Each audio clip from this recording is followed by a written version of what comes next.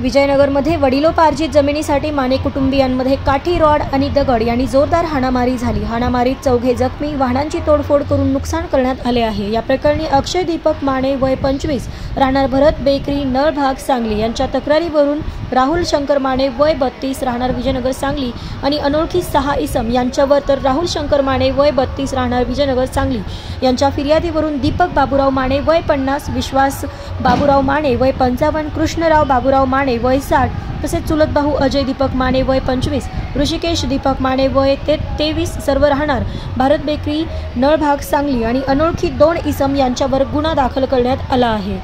विजयनगर येथील बेकरी भट्टी ही जागा माने कुटुंबियांची वडिलोपार्जित जागा आहे। या जागेसाठी दोन्ही कुटुंबामध्ये वाद सुरू आहे।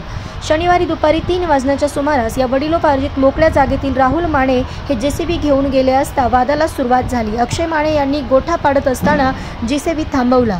अक्षय माने यांचे वडील दीपक भाऊ ऋषिकेश यांनी जेसीबी चालकास जेसीबी बंद कर असे म्हणाले असता राहुल माने यांनी फिर्यादी शिवीगाळ करून फोन करून अनोळखी 5 ते 6 लोकांना बोलावून अक्षय माने, वडील दीपक आणि भाऊ ऋषिकेश यांना काठीने बेदम मारहाण केली। अक्षय माने यांच्या घरावर तसेच 4 चाकी गाडीवर आणि मोटरसायकलवर काठ्या दगडे मारून नुकसान केले आहे असे अक्षय माने यांनी पोलीस ठाण्यातील तक्रारीत म्हटले आहे। राहुल शंकर माने यांनी दिलेल्या तक्रारीत म्हटले आहे की वडिलोपार्जित मोकळ्या जागेतील झाडे झुडपे काढून जागा समांतर करण्यास जेसीबी घेऊन गेले असता संशयित आरोपी दीपक माने, विश्वास माने, कृष्णराव माने तसेच चुलत भाऊ अजय माने, ऋषिकेश माने आणि अनोळखी 2 इसम यांनी राहुल माने यांना शिवीगाळ करून हातात काठ्या, कुऱ्हाड, खुरपे घेऊन राहुल माने यांना मारहाण केली।